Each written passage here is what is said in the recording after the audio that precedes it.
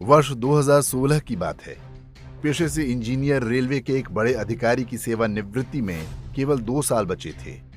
सामान्य रूप से सरकारी कर्मचारियों के रिटायरमेंट का समय जब निकट आता है तो उनसे अंतिम पोस्टिंग की पसंद पूछ ली जाती है।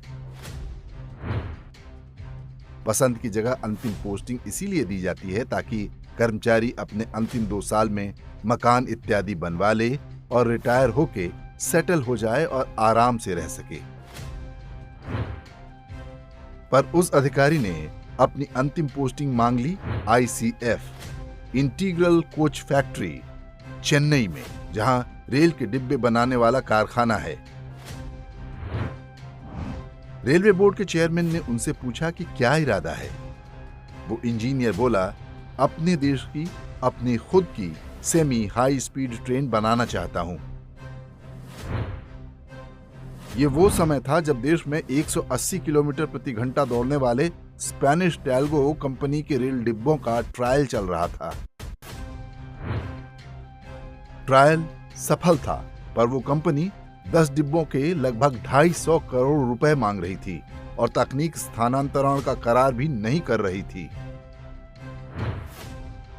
ऐसे में उस इंजीनियर ने यह संकल्प लिया कि वो अपने ही देश में स्वदेशी तकनीक से टैल्गो से अच्छे ट्रेन बना लेगा, आधे से भी कम दाम में। चेयरमैन रेलवे बोर्ड ने पूछा, are you sure we can do it? उस इंजीनियर ने दृढ़ता से कहा, यस सर। चेयरमैन ने पूछा, कितना पैसा चाहिए R&D के लिए? इंजीनियर ने कहा, सिर्फ 100 करोड़ रुपए सर। रेलवे ने उनको ICF में पोस्टिंग और 100 करोड़ रुपए दे दिए। उस अधिकारी ने आनन फानन में रेलवे इंजीनियर्स की एक टीम खड़ी की और सभी काम में जुट गए।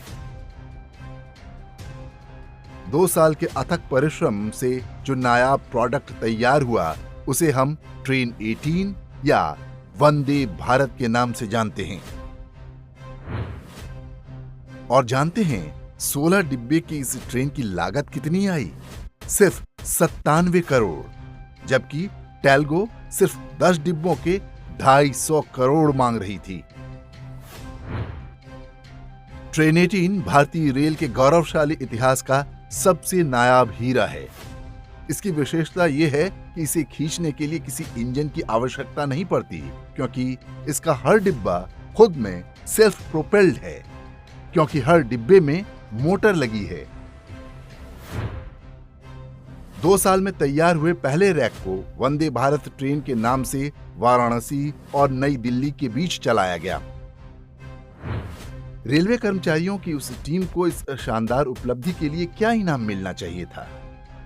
उस अधिकारी को पद्म सम्मान, पद्मश्री, पद्म भूषण या पद्म विभूषण?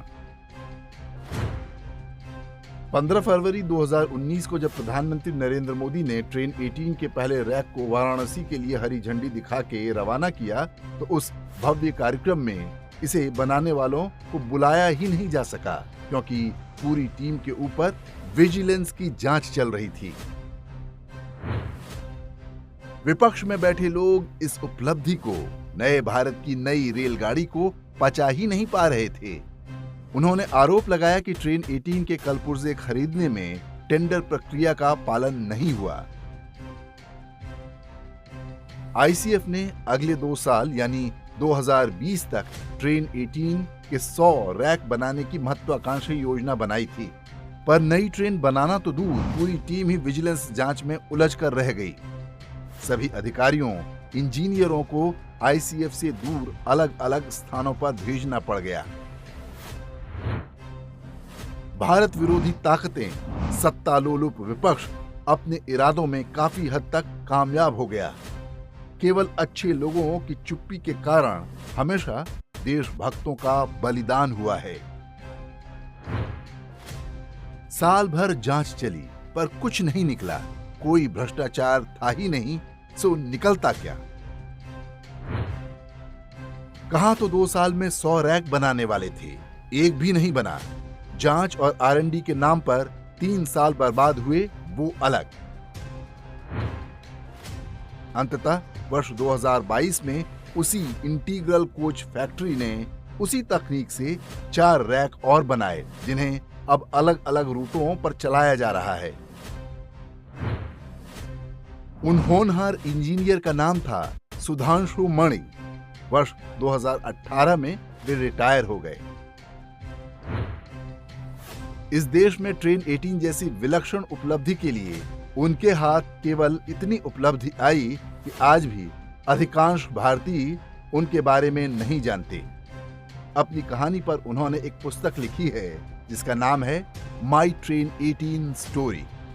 आप चाहें तो उसे खरीदकर इस कहानी को विस्तार से पढ़ सकते हैं।